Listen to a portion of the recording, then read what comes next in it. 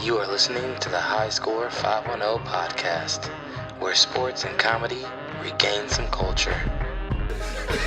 That's what you get in the Midwest.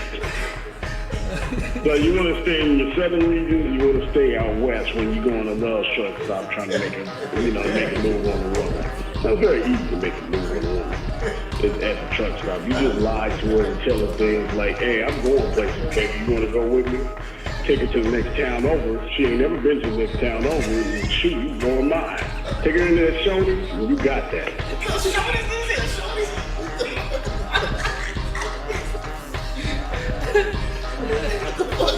Hey, Tiger Woods did it.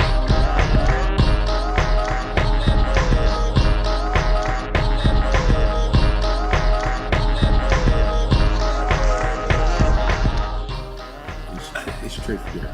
Hey, Aaron, I'm kind of thirsty. Hey, Brandon. I'm thirsty too. Yeah, we're kind of thirsty, Brandon. Welcome, everybody. We in here. We warming up. Aaron just finished his meal time. His meal prep happened right as we were getting ready to start the show, so we delayed the beginning of the show to make sure Aaron was not eating while on the air.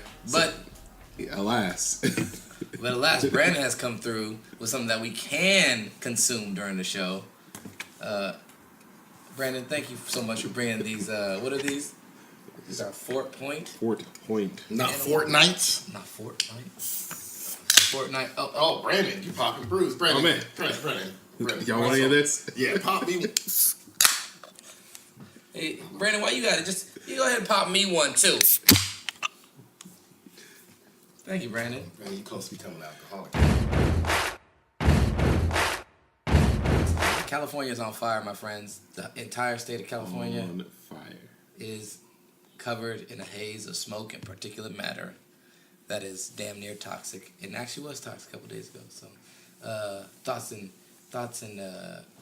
prayers, or however you want to give your positive energies to the people affected directly by the fires. We haven't recorded since. Or indirectly by the fires, man. This shit's crazy. Recording, what, 2 weeks? Yeah, 2 weeks. It started a week and a half ago, almost 2 weeks ago. Yeah. But, yeah, it's been crazy. Well, I would say mainly the people who lost their homes, except for the Trump supporting ones. Just kidding. Trump was up there in Chico yesterday or whatever. Yeah, you heard, walking around what he without said? masks on. You heard what he said? No, I didn't hear what that fool said. That fool said, yeah, a lot of this, it can help out if you do more raking. I talked to the president of Finland, and he says raking keeps their fires. The reason they don't have a problem with fire when they do is really small, and they're a forest country. Send me that link. I want to see that link. Here's the great thing, like two Finnish scientists came out. One of them was like, dude, he's like 85% of our country is covered in forest. I doubt we rake most of it.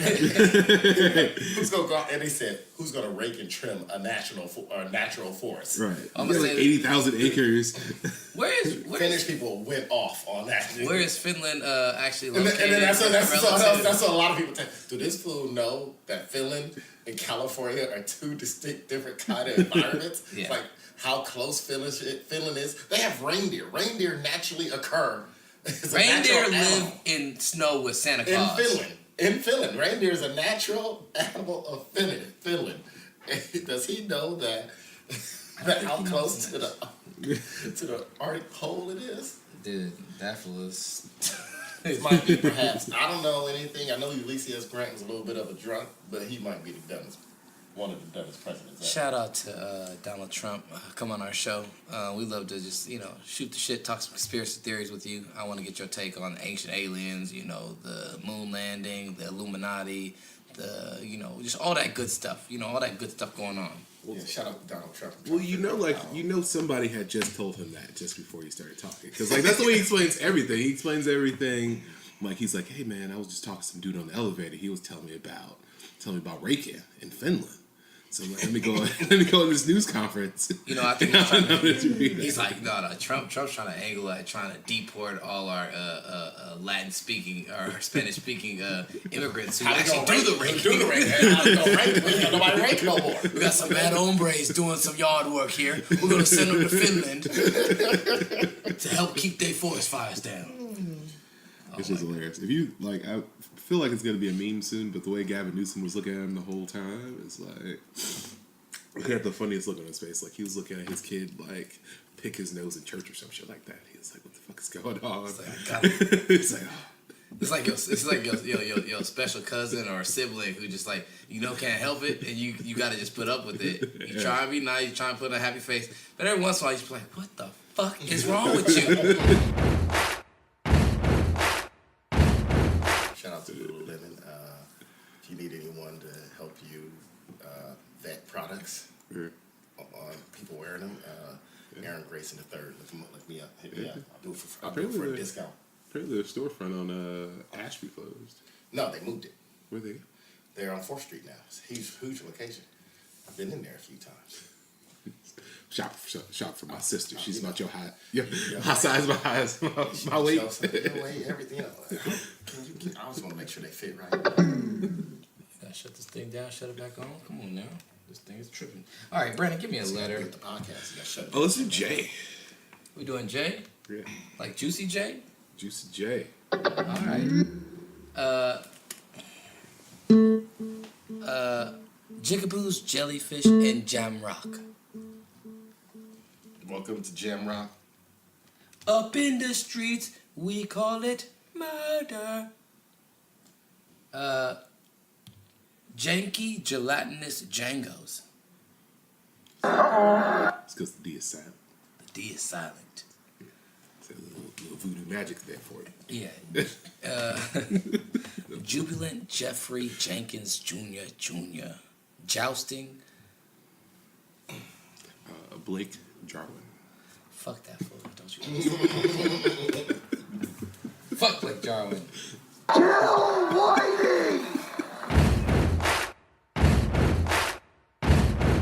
Welcome, ladies and gentlemen. You are listening to the High Score 510 podcast. You can catch us on Twitter at High Score 510, Instagram, YouTube, and highscore510.com. The interwebs coming this Tuesday. Interwebs coming this Tuesday. We also are working on perhaps doing a Twitch stream. We'll see if we get to that. We know some people like to watch people sit and talk, but I'm pretty sure people just like to sit and listen to people. We'll just put up one of those Twitch videos of somebody playing Call of Duty, and we'll just be the audio. Yeah. Jared type Twitch. That's what friends were saying. Is like you guys should put your audio over a Twitch video playing Call of Duty or playing Madden. People listen to it. Call of Duty. Anyways, Watch me die every 10 seconds. And wait a minute. Oh, and we are here with. This is Aaron Grayson III, aka AG3, also known as AG Smooth, coming at you like Rick Scott, running for PTA president while being on the SGC and making all the rules for PTA presidents. Check Rolling Stone magazine's Axel Foley. That's what it is. No Rolling Stone, no Axel Foley. I'm sorry, sir. Oh, that's all right. You guys probably just made some kind of mistake with reservations. Why don't you just give me another room now and go up and go to sleep? I'm sorry, sir, but there are no rooms available. Don't you think I realize what's going on here, miss? Who do you think I am, huh? Don't you think I know that if I was some hot shot from out of town that pulled inside here, and you guys made a reservation mistake, I'd be the first one to get a room, and I'd be upstairs relaxing right now. But I'm not some hot shot from out of town. I'm a small reporter from Rolling Stone magazine that's in town to do an exclusive interview with Michael Jackson that's going to be picked up by every major magazine in the country. I was going to call the article, Michael Jackson is sitting on top of the world, but now I think I might as well just call it, Michael Jackson can sit on top of the world just as long as he doesn't sit in the Beverly Palm Hotel, because there's no niggas allowed in there. That was back in the day when you could still raise your voice as a black man and get something out of it. Before now, you get a shot in the back when they finally call the police. Now you can't even raise your voice because now, even when you legally supposed to be where you at, it ain't working. Oh, it's the 80s. That's when we had that good old-fashioned racism. Good old-fashioned racism allowed you to do some things. It's like separate versus equal. Like my mom said. Coons. Like my mom said, separate versus equal. She said, hell, her school was better before, then as soon as they really intact, Brown versus Board of Education passed in 1954. My mom was dad was in high school. That shit really didn't kick in. It was like, shit, my school was better than the one that my sisters and them had to go to once they started integrating. She was like, shit, they didn't get shit. Because they didn't integrate. They created twos. They made sure it was separate, and then we didn't get shit after that. Plessy versus Ferguson's better. Yeah, I heard after they had all that shit, it just went all bad. Once they integrated fully, it was all bad. He says it every morning. He calls me nigga. He calls the other kids nigga. He calls himself nigga all the time. Nigga this, nigga that, nigga please, bitch nigga, have you lost your mind? Nigga, check that hoe. Nigga, you bullshitting. Break yourself, nigga. That's all. No, but that reminds me of, I had a teammate in high school who would do that. He would raise his voice. He would go to like Church's Chicken or like Jack in the Box, and he would eat like half of it, and then he was just like, "This is not what I ordered." And he just calls a big ass scene, and they just give him whatever you want. They have to call you up. They have to call the black man up. Now they just like, hey man, let's just. I just call the police and let the police handle it. It's like, Now it's like, so do you have to go to a different Jack in the Box every time you do this? You probably the same one. I think that was part of that white guilt is dissipated. You know, white guilt is dissipated to the point where now they're just like, I'm tired of these Negroes voicing the curse. It's been 50 years since the Civil Rights Movement, okay? Get over it. Your ancestors dealt with that. And then it's been like 200 years since the Emancipation Proclamation. So you guys have been slaves for so long. Get over it. I think white guilt is still around. I think the ones guilty no longer work in places like that. Now we got the racist ones, the ones that would cause racism. Only get jobs at Pioneer Chicken. That's why I said Pioneer Chicken, like that shit's still around.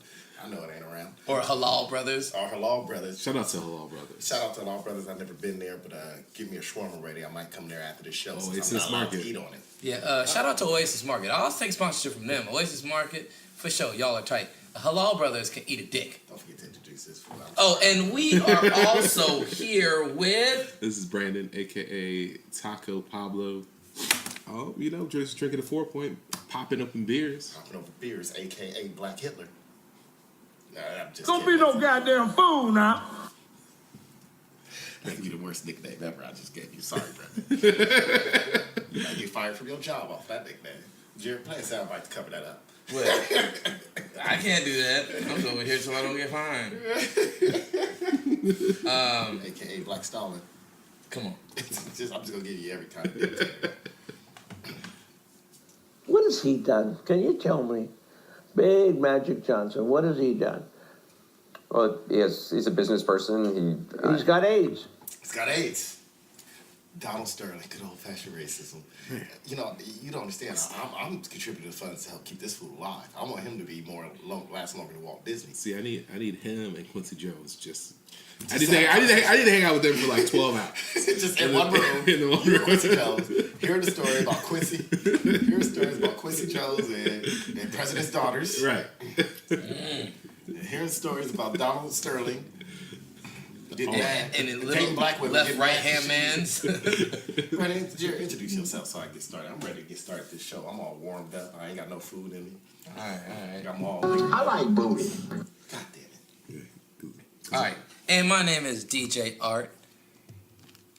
The D is silent, so it's just Jart. You can add 1 T or 2 T's for a double dose of that tink.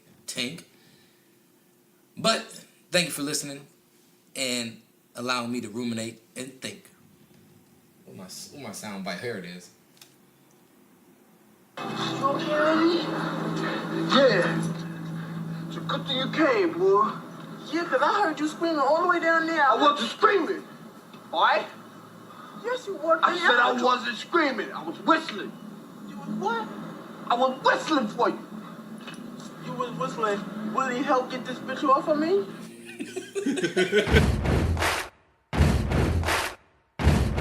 Where do we want to start, Brandon? Oh, man. Roll, Tide, roll. Oh, we starting with college football. College football. All right, college football. Who gives a fuck? That's my take on it. Yeah. Well, we looking at college football. We looking at the same. But go ahead, Brandon. I'll let you Oh, start. no. I just really just want to talk about this Nick Saban press conference. All his press conferences junk. He's getting snarky. He's always been snarky, but now he's getting. This is the problem when you're the highest paid public employee in the state of Alabama. You get away with saying whatever the hell you want. You can do whatever you want. He can say whatever you want. He don't. So He called out fans last time we talked. Yeah, called out fans. He called out a reporter for asking him a legit question. Well, a reporter asked him a question today or yesterday. They were asking like, "Hey, like, how do you feel about like people saying like you're to have a soft schedule playing the Citadel this week?"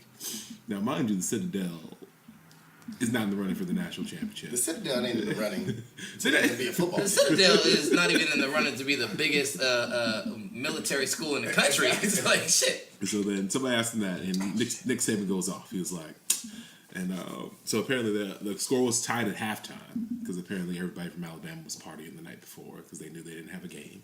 Mm-hmm. And so Nick Saban gets mad. And he's going off like, man, you think we're taking it? This player's gonna take it seriously? We gotta take it seriously as coaches. He's talking about we're taking a week off. And he's like, he starts pointing out to some game 2 years ago against Southern Miss where they like, oh, they couldn't run the ball as well as they wanted to. And he went off for about a good 5 minutes defending their scheduling against the Citadel, and nobody bought it. Everybody's like, so you're telling me that the Citadel, who's like 3-4 or something like that, and 3-4 playing a bunch of bad schools, not even in a good conference, playing Holy Cross and shit, losing the Holy Cross and everybody else. Yeah, so he went off on that for a while. I thought it was hilarious because like everybody recognizes that like, hey, recognize they have some cream puffs on their schedule. Of course, and he's trying to defend it like, hey man, we're taking this real seriously. But anyway, they rolled, they won. The fact that they played Mercer earlier this year, I was like, the only Mercer I know is Ron Mercer, and that fool didn't last in the league for very long. He was an NBA player. He was not a college football team. I'm sorry. I don't understand it. They playing some bougie-ass schedules. It's like, yeah, we really want to work on certain things. We want to work on our I formation and third down situations, so we scheduled Citadel. So, yeah, we really want to work on our fake punts, so we scheduled Southeast Louisiana State Polytechnic. It's like, what the fuck is going on? But how y'all keep playing these weak-ass schools and just paying them to come in and get an ass whooping so you can work on all the little subtle things so that you can also rest key players so that you get practice for all the other second and third stringers who could probably be starting for a lot of schools. Like, the game in the system. The game in the system. Nick Saban, you the same dude who said that whoever doesn't win the conference championship shouldn't be in the Final Four last year. You didn't win it, and you didn't win it, and somehow you got in there. And you forgot that shit, and then you go get real stark with everybody about everything else you're doing. Yeah. Bruh, you remind me of the Patriots right now when you all trying to deny all them lies, all the allegations of cheating and whatnot. Y'all just sitting out here lying. That's what you sound like right now. You going on the offensive when people are starting to finally call out your bullshit. No, you are being called out for your bullshit. You ain't shit. But you do coach a really good team. If you need a quality control defensive coordinator, holler at me. I'll have you running that 3-4 defense from Madden 05. Unstoppable. I have that win. Dexter Coakley. Ooh, boy. I have those would be out there. You have the best backpedaling team. Hey man, they backpedal was tight. Bruh, Al Singleton. Y'all know about Al Singleton. You're not giving them credit, Brandon, for also they quick turns when they could quickly shuffle their feet and turn. But when the ball was thrown over their head, that's called a strafe. And they had to chase people. You ain't give them credit for the best chasing team ever. Dexter Coakley, Singleton. They would go into a great backpedal, and then they would get them hips turned real quick for linebackers, and then chase the running back that ran past them. My boy Dat Win was the one who was eating it up, though. Dat Win was running from sideline to sideline, missing tackles. That one was tight for 2 years, and then he started having neck and back problems because he wasn't big enough to be middle linebacker to 3-4 goddamn defense. The problem with Dat Win is that everybody was super juiced because he was this Vietnamese dude playing football at Texas A&M. And everybody was super juiced. I was juiced. He was tight. Man, I'm hoping he was tight. He's like the dude who he's like the dude with the bad eye who flexing his pecs fighting your boy Van Damme in all the movies. And don't forget, he was at Texas A&M when they was still in like the big. They was probably in the big. I think the big. It was still called the SWC, the Southwest Conference. So he wasn't going against no talent. He was going against SMU right after they got off the death penalty. He was going against Baylor before they started cheating and having fools kill their teammates and. Oh, was it after Waco or before Waco? It was before the ATF thing. It was right around Waco. So Baylor was. What was that dude's name? David Koresh. David Koresh. It's funny that you bring this up on the 40th anniversary of the Jim Jones drinking the Kool-Aid killing. God damn, this is a shitty time. Ballin'. This is not that Jim Jones. Do you think is that his real name? I was thinking that this morning. Like, is this his dude's real name? He's trying to get people to drink his musical Kool-Aid. I don't know. You gotta drink the Kool-Aid to listen to anything other than that song Ballin' that he made. Yeah. He was cool with the Diplomats though, Jim Jones. But yeah, why would he? That better be his real name. Why would you go by Jim Jones? Or is he just too ignorant? I'm gonna go. He's ignorant. Jim Jones, if you out there, Jim Jones the rapper. Jim Jones, the spiritual leader and cult leader. If you can hear this in hell where you are, I'm hoping that the devil got a special place for you, and that he got some hot prods that he's using on you. Come on. for all the black people you killed. Probably hanging out with Art Briles. Jim Jones, the rapper, his real name is Joseph Guillermo Jones. So it is close. So I guess Jim Jones. It should be Joe Jones. Jim Jones rapper. You could go by JJ. You could go by Smooth J. You could have came up with the whole. You go by the thing with rapping, JJ Icefish. JJ Icefish. You could have had that before You could have been him. the first one. You could have been the first one. Hey, Jim Jones. The thing about rapping is you don't have to use your real name. Ask your boy. Ask Lloyd Banks. Ask LL Cool J. 50 Cent. Eminem. Ask James. Ask your boy James Smith. Or James Todd, whatever the fuck his name is, LL Cool J. You don't use your damn real name unless it's like Tupac.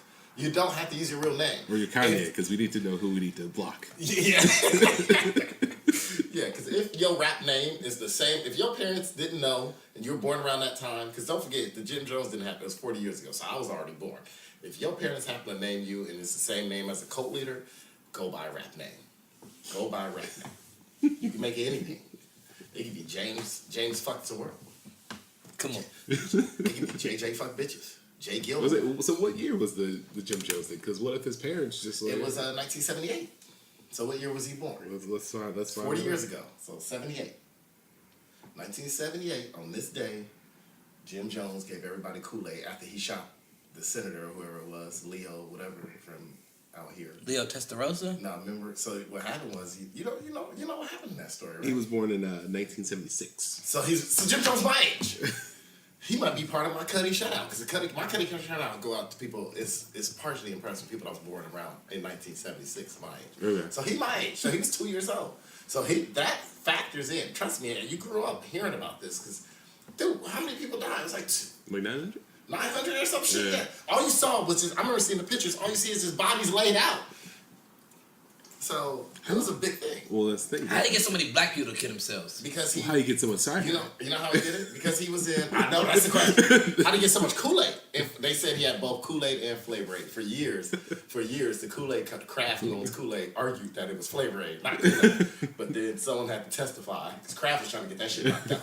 And someone testified when we opened the drawers, it was both Flavor Aid and Kool-Aid in there. Look, I doubt he could buy. He had to buy both to get that much Kool-Aid. Why didn't he just go get a big ass several tubs of Country Time? That'll serve 500 people each. Because I guess he figured he didn't want to wait for diabetes to kill him. He wanted the cyanide to kill him. Some Tang. Get some Tang. Get some Tang. He gave diabetes. Was it purple drink he was giving all the black people? Is that why they drank it? Man. Shout out to all the families. Well, they forced a lot of people to drink it too. I'd be like, I'll drink it after you. The reason why he had so many black people because when he started his church and he was out in the city, he was really big on African American. He was like really the good about it is that he was one of the first integrated churches, and he was really big on fighting for civil rights. And that's why he used to meet with Willie Brown. He used to meet with all these lawmakers. They knew him. They loved him. They supported him. He supported they political runs. He was real big because he was real big on civil rights. He would hold marches. When restaurants wouldn't serve black people, even when he was church in the South, he would have this whole, even the white congregation, go down there and do a sit-in and not let anyone go in that motherfucker. He was big on civil rights, and then somehow the code just got to him.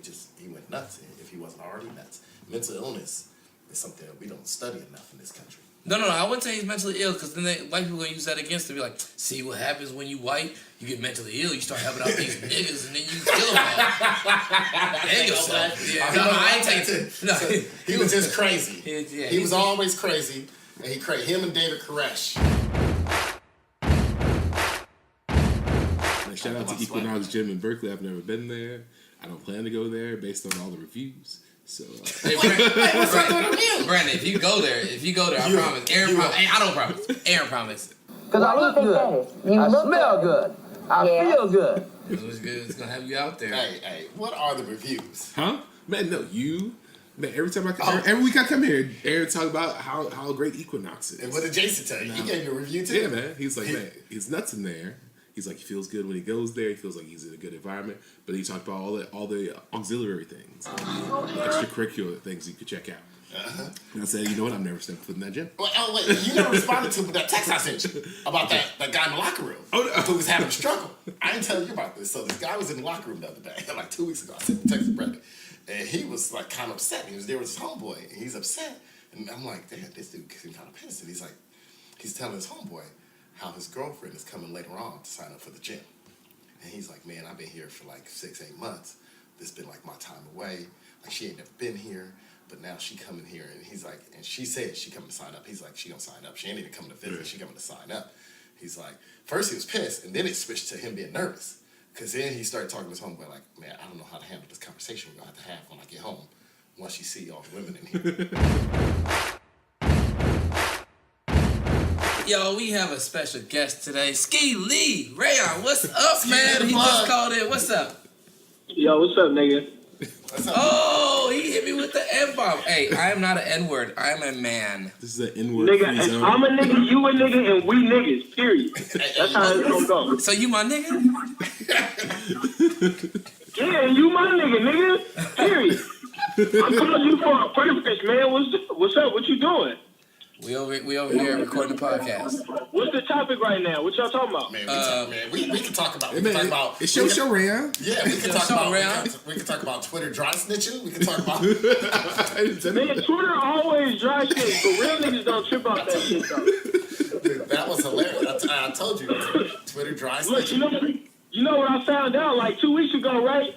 I'm walking down on Telegraph and I'm talking to Recipe, and Recipe tell me how Twitter is the feds.